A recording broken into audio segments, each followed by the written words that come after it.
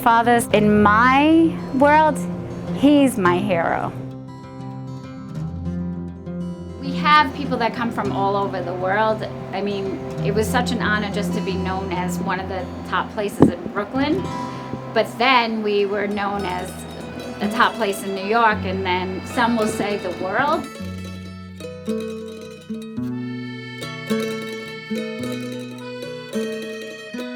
We're Napolitan, we're from Naples, and after World War II, things weren't so great in Italy. And people were hungry and they needed to do something because times were bad. So he came here to try to make money with a couple of his siblings and try to send it back to the old country to his family. When my father first came to America and they opened up the pizzeria, he had a partner called Frankie Farah. And when they made the corporation, they took the D from DeMarco, our last name is DeMarco, and the Farah from Frankie Farah, and they put that together and made DiFara. They opened up the pizzeria in 1965. My father imports ingredients from Italy. He only likes to use Italian ingredients. What happened on Avenue J was, when he first saw this area, it was very busy, it was very mixed. But it started becoming Orthodox Jewish, and all the non-kosher food establishments were leaving. He was so passionate about his business that he didn't want to go. Well, the other food restaurants were letting him know that it's turning kosher and you're not going to do good here, we all have to leave. And he was the only one that stayed, and he just told himself, well, I'm not going to leave my business, I'm just going to make the best pizza I could ever make. And then he started picking out ingredients by walking to farmers markets and picking out the basil himself and the tomatoes. And he started doing all this on his own. With us, we'd go to these markets. They have the best pizza around, especially in Brooklyn, and I know the whole family. I grew up, knowing them, and they're very good people. I love the multiculturalism in New York because I think it's great to meet so many different cultures, and everyone that walks in that door, they end up leaving feeling like family. That's what makes New York great, is how it's so multicultural, and everybody is so communicates in a real bonding fashion. And when people are in the pizzeria and they're talking about food, everybody gets along. And you could be any culture or from any race or anything, or any cultural status. But once, you can have a businessman look over to a rocker hipster dude and be like, this is great. And he'll look at him and say, yes, this is great. And they both get along. I've chosen to come to DiFara's because it typifies Brooklyn. It has the Brooklyn atmosphere. It's a national institution.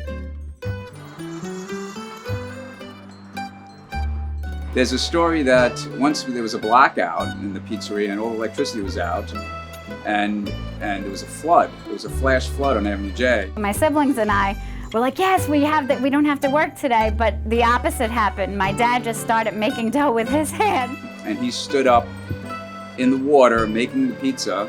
We made the dough by hand without the machine.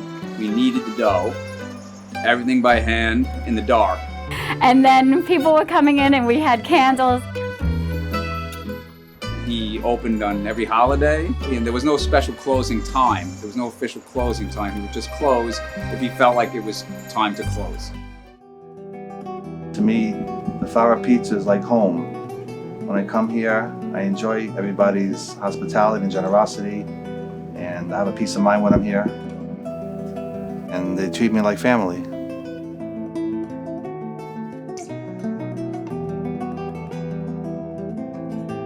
When we were very young, my father was in the pizzeria 7 days a week, every day, all day. Therefore, the only way to spend time with my dad was to come to work. I love working with my siblings, but mostly as I get older is when I realized how important that was and how important it was to work with my father.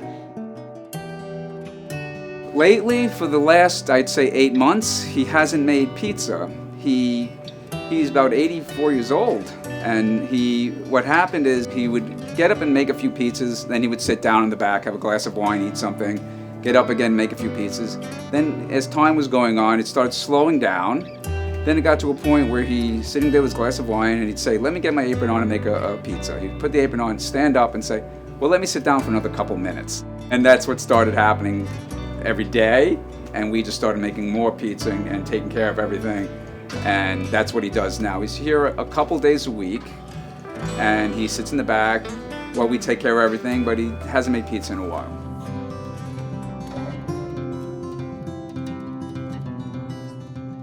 I get very passionate about what I'm doing if I'm making pizza. No matter what, we still are all friends. It's like a spirit. I can't imagine it being extracted from me in any way. It's part of me. When we go through the hard times, we go through it together, everybody steps up. And it's a great feeling to know that I didn't miss out on time with my family. My father's, in my world, he's my hero.